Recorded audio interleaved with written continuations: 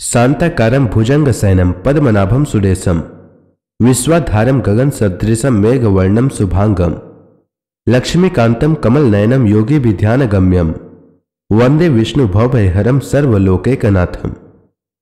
मंगलम भगवान विष्णु मंगलम गरुड़ध्वज मंगलम पुंडरीकाक्ष मंगलाय तनोहरि। ओम नमो भगवते वासुदेवाय। आज का दिन आप सभी के लिए मंगलमय हो। आज माघ महीने का छठा दिन है। आइए सुनते हैं माघ मास कथा का छठा अध्याय। श्री सुखदेव जी कहते हैं, परम ज्ञानी मैत्रेय मुनि हरिद्वार क्षेत्र में विराजमान थे। भगवत भक्ति से शुद्ध हृदय वाले विदुर जी उनके पास जा पहुंचे और उनके साधु स्वभाव से आप्यायित होकर उन्होंने पूछा। विदुर जी ने कहा, भगवान, संसार में सब लोग सुख के लिए कर्म करते हैं, परंतु उनसे न तो उन्हें सुख ही मिलता है और न उनका दुख ही दूर होता है, बल्कि उससे भी उनके दुख की वृद्धि ही होती है।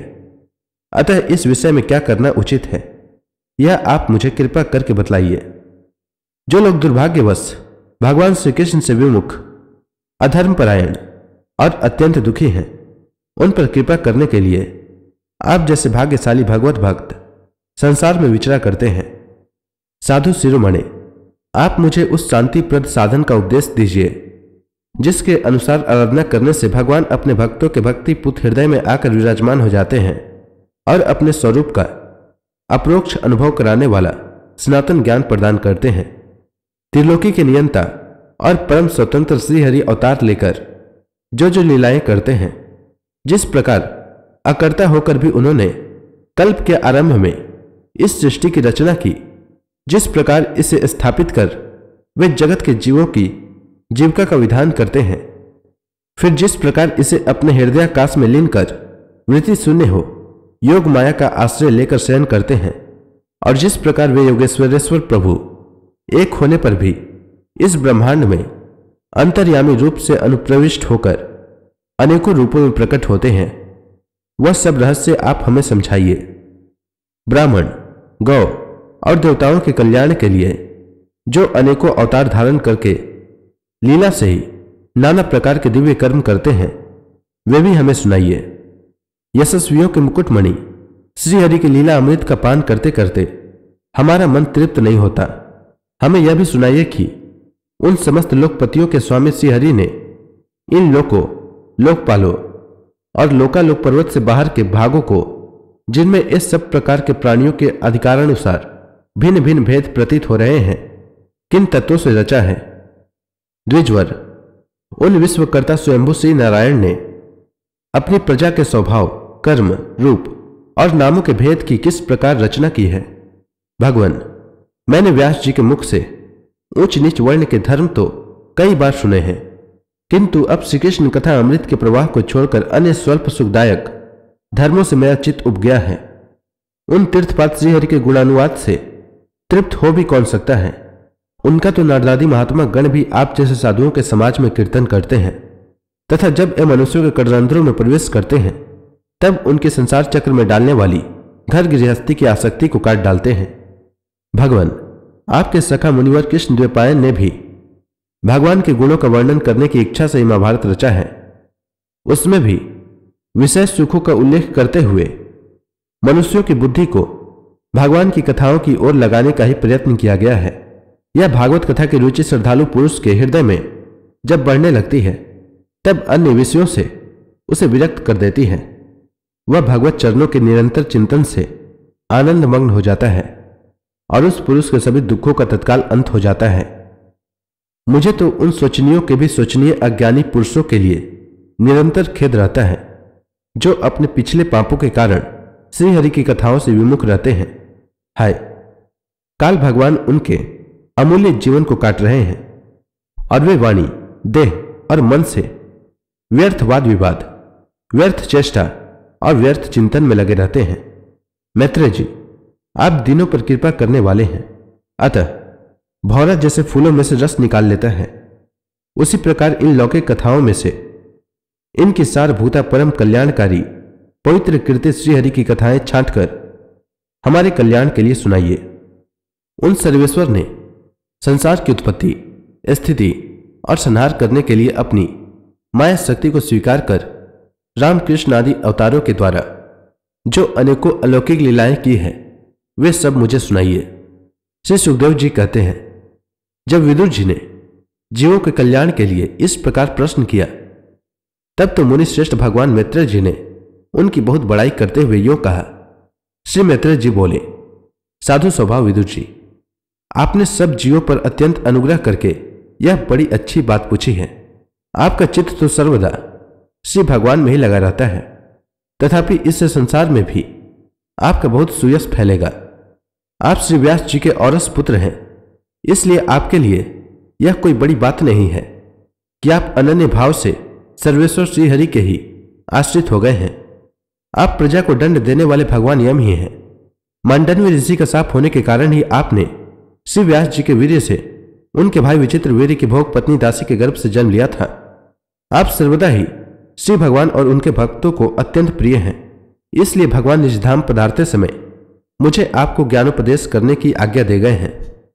इसलिए अब मैं जगत की उत्पत्ति, स्थिति और लय के लिए योग माया के द्वारा विस्तारित हुई भगवान की विभिन्न लीलाओं का क्रमशः वर्णन करता हूं।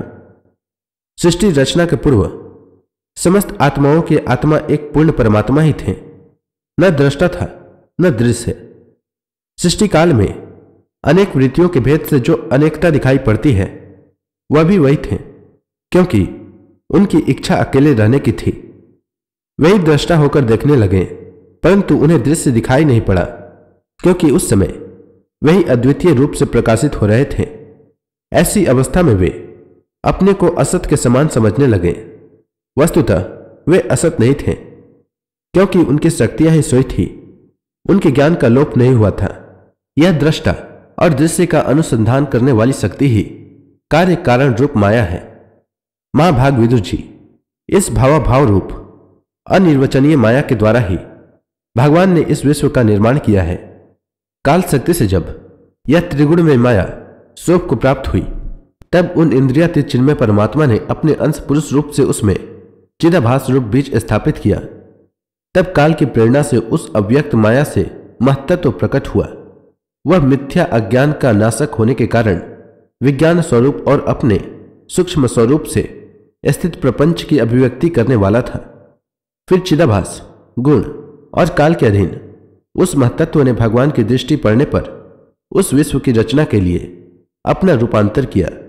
महत्त्व के विकृत होने पर अहंकार की उत्पत्ति हुई, जो कार्य कारण और कर्ता रूप होने के कारण भूत, इंद्रिय और मन का कारण है। वह अहंकार सात्विक, राजस और तामस भेद से 3 प्रकार का है। अतः अहम तत्व में विकार होने पर वैकारिक अहंकार से मन और जिनसे विषयों का ज्ञान होता है, वे इंद्रियों के अधिष्ठाता देवता हुए। तेजस अहंकार से ज्ञानेन्द्रिया और कर्मेंद्रिया हुई, तथा तामस अहंकार से सूक्ष्म भूतों का कारण शब्द तन्मात्र हुआ, और उससे दृष्टांत रूप से आत्मा का बोध कराने वाला आकाश उत्पन्न हुआ। भगवान की दृष्टि जब आकाश पर पड़ी, तब उससे फिर काल, माया और चिदाभास के योग से स्पर्श तन्मात्र हुआ, और उसके विकृत होने पर उससे वायु की उत्पत्ति हुई। अत्यंत बलवान वायु ने आकाश के सहित विकृत होकर रूप तन्मात्र की रचना की, और उससे संसार का प्रकाश तेज उत्पन्न हुआ।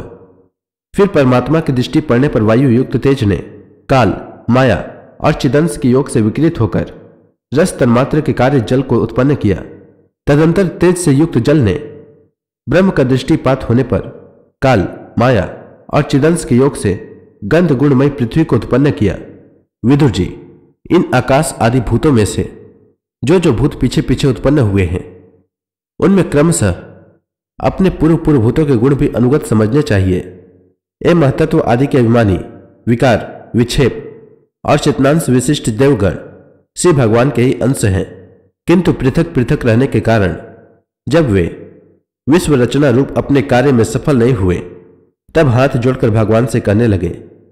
देवताओं ने कहा, देव, हम आपके चरण कमलों की वंदना करते हैं। ये अपनी शरण में आए हुए जीवों का ताप दूर करने के लिए छत्र के समान है, तथा इनका आश्रय लेने से यति जन अनंत संसार दुख को सुगमता से ही दूर फेंक देते हैं। जगतकर्ता जगदीश्वर इस संसार में ताप त्रय से व्याकुल रहने के कारण जीवों को जरा भी शांति नहीं मिलती। इसलिए भगवान हम आपके चरणों की ज्ञानमय छाया का आश्रय लेते हैं।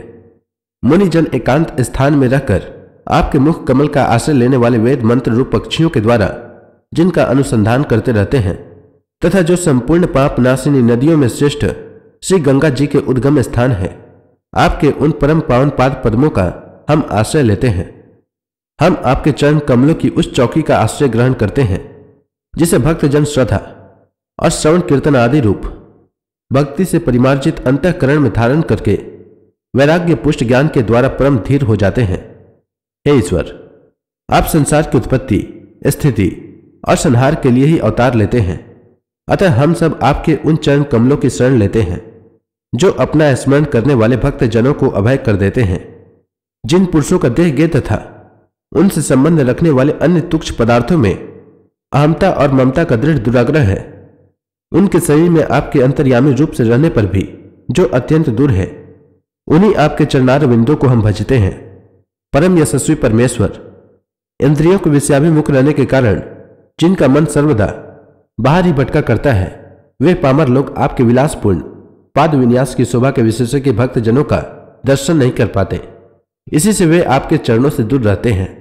हे देव, आपके कथा अमृत का पान करने से उमड़ी हुई भक्ति के कारण जिनका अंतःकरण निर्मल हो गया है, वे लोग वैराग्य ही जिसका सार है, ऐसा आत्मज्ञान प्राप्त करके अनायास ही आपके वैकुंठ धाम को चले जाते हैं।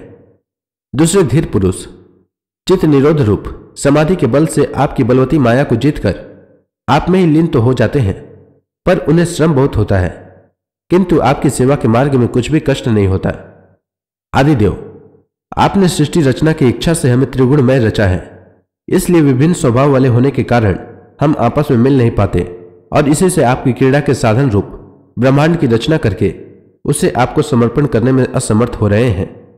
अतः जन्म रहित भगवान, जिससे हम ब्रह्मांड रचकर आपको सब प्रकार के भोग समय पर समर्पण कर सके और जहां स्थित होकर हम भी अपनी योग्यता के अनुसार अन्न ग्रहण कर सके तथा ये सब जीव भी सब प्रकार की विघ्न बाधाओं से दूर रहकर हम और आप दोनों को भोग समर्पण करते हुए अपना अपना अन्न भक्षण कर सके, ऐसा कोई उपाय कीजिए। आप निर्विकार पुराण पुरुष ही अन्य कार्य वर्ग के सहित हम देवताओं के आदि कारण हैं। हे देव, पहले आप अजन्मा ही ने सत्वादि गुण और जन्मादि कर्मों की कारण रूपा माया शक्ति में चिदाभास रूप विधि स्थापित किया था। परमात्मा देव, मतत्व आदि रूप हम देवगण जिस कार्य के लिए उत्पन्न हुए हैं, उसके संबंध में हम क्या करें। देव, हम पर आप ही अनुग्रह करने वाले हैं, इसलिए ब्रह्मांड रचना के लिए आप हमें क्रिया शक्ति के सहित अपनी ज्ञान शक्ति भी प्रदान कीजिए। तो इसी के साथ यह अध्याय समाप्त हुआ। इसके आगे मैत्रेय जी ने क्या कहा वह मैं अगला अध्याय में सुनाऊंगा। तब तक के लिए भगवान हरि का नाम लेते रहें। तो प्रेम से बोलिए भगवान विष्णु की जय, श्री कृष्ण भगवान की जय, लक्ष्मी माता की जय, तुलसी माता की जय, समस्त देवी देवताओं की जय।